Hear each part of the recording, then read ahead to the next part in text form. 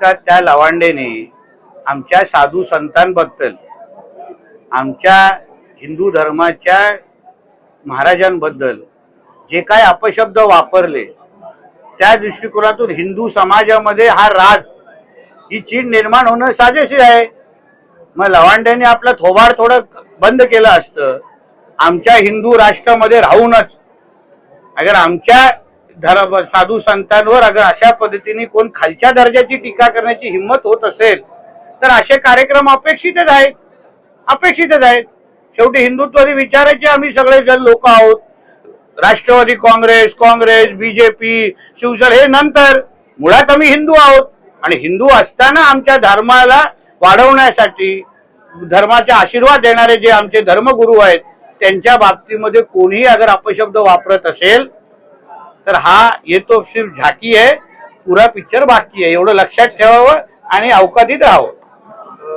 कारण का शेवटी आपल्या हिंदू राष्ट्राला भक्कम करण्यासाठी जे काही मार्गदर्शन आमच्या हे साधू संत आम्हाला देतात, ते मार्गदर्शन सकारात्मक पद्धतीने घेऊन आपला हिंदू राष्ट्र हा अजून भक्कम कसा होईल त्या दृष्टिकोनातून सगळ्या जणांनी विचार करावा.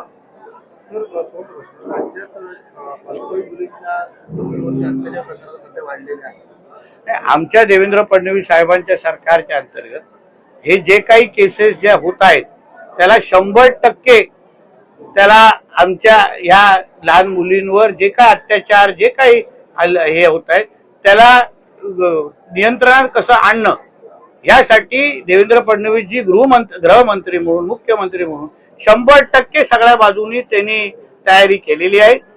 आपल्याला येणारे जे दिसणारे जे आकडे आहेत, येणाऱ्या काळात आपल्याला कुठेच या बाबतीमध्ये उपचार पण करायला लागणार नाही. एवढं सुरक्षिततेची भावना आमच्या महाराष्ट्रामध्ये देवेंद्रजींच्या नेतृत्वात सगळ्या माता भगिनींसाठी निश्चित पद्धतीने तयार होईल. आज हिंदू संमेलन आहे आणि त्याला पुरंदरात तुम्हाला निमंत्रण दिलं. शेवटी राज्यामध्ये, देशामध्ये होणारे राष्ट्रीय स्वयंसंघाच्या जन्मशताब्दीच्या वर्षाच्या निमित्ताने गावागावात, वस्तींमध्ये, जिल्ह्यानिहाय हे हिंदू संमेलन सगळीकडे आयोजित केलेले आहेत. आणि तिथे हिंदू समाजाशी संवाद साधण्यासाठी मला आज बोलवलेलं आहे. हिंदू समाजाला एकत्र आणणं आणि राष्ट्रीय स्वयंसंघाचा जो काही राष्ट्र निर्माण आणि ते व्यक्ती निर्माणचा जो प्रवास आहे त्या बाबतीमध्ये जास्तीत जास्त माहिती देणं हेच या कार्यक्रमाचं उद्दिष्ट आहे. आणि त्यासाठी मी संध्याकाळी वेळेत त्या कार्यक्रमाला पोहोचणार आहे.